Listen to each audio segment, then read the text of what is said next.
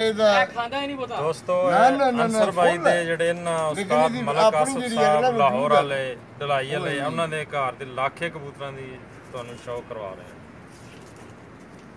ਹਾਂ। ਕਰੀਬ ਲਿਆਓ ਜੀ ਕੈਮਰਾ ਸਾਹਮਣੇ ਕਰੋ। ਉਸਤਾਦ ਮਲਕ ਆਸਫ ਸਾਹਿਬ ਲਾਹੌਰ ਵਾਲੇ ਢਲਾਈ ਵਾਲੇ ਉਹਨਾਂ ਦੇ ਘਰ ਦੇ ਲੱਖੇ ਜੀ ਦੁਨੀਆ ਜਾਣਦੀ ਹੈ ਇਹਨਾਂ ਦੀ ਪਰਵਾਜ਼ ਦੇ ਬਾਰੇ। ਅੱਖ ਦਿਖਾ ਦਿਓ ਜੀ, ਕਰੀਬ ਕਰ ਲਓ। ਪੱਠੀ ਹੈ ਕੁੰਦਾ ਜੀ,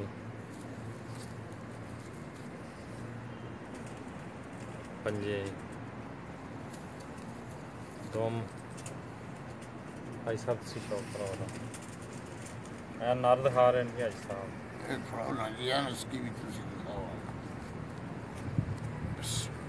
है जी मलक साहब के घर का कबूतर है जी है लाखा माशाल्लाह इन्हों का बहुत अच्छा रिजल्ट है। शाम शाम दी परवाज़ां जी अलहमदुलिल्लाह इन्होंने पार जड़े निकल रहे हैं तो आखिरी पार निकल रहा है।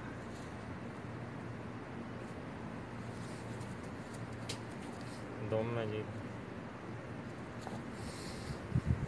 पंजा दिखाओ क्लियर और पूरी बॉडी शेप दिखाओ जी। उस्ताद मलक आसफ साहब लाहौर वाले ये अंसर भाई दे कोल जी अंडे आए सी पाकिस्तान तो इत्थे बच्चे कढ़ा के लाखे ਜਿਹੜਾ ਸ਼ੌਕ ਕਰਾ ਰਹੇ ਅੰਸਰ ਭਾਈ ਦੇ ਟੈਡੀ ਕਬੂਤਰ ਇੱਕ ਇਹਨਾਂ 'ਚ ਸਖੀ ਉਸਤਾਦ ਸਖੀ ਭੱਟੀ ਸਾਹਿਬ ਦੇ ਘਰ ਦਾ ਤੇ ਇੱਕ ਮਲਕ ਆਸਫ ਸਾਹਿਬ ਦੇ ਘਰ ਦਾ ਸਲਾਰਾ ਟੈਡੀ ਤੇ ਅੱਜ ਸਾਹਿਬ ਤੁਸੀਂ ਦਿਖਾਓ ਦਿਖਾਈਓ ਇਹ ਜੀ ਸਖੀ ਭੱਟੀ ਸਾਹਿਬ ਦੇ ਘਰ ਦਾ ਹੈ।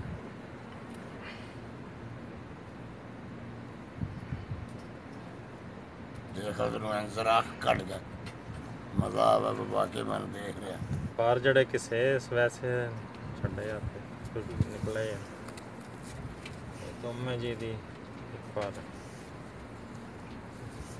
पंजे दी ऐसा समा करो सोनी जी जरा बनाओ बाबा ठीक है ठहर दे जरा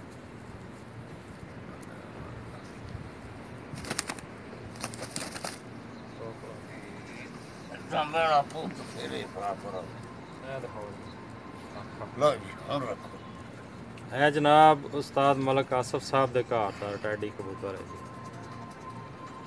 उस्ताद मलक साहब आसफ साहब लाहौर वाले जड़ा कुंदा दिखा रहे हैं कुछ पर निकले ने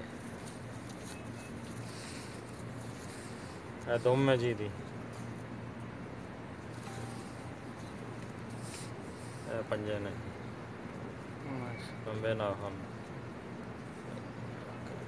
हिसाब सामने करो देखो जी शौक करो ना उधर देख मेरे अल्लाह देख इस तो सिर्फ कबूतर यार मैच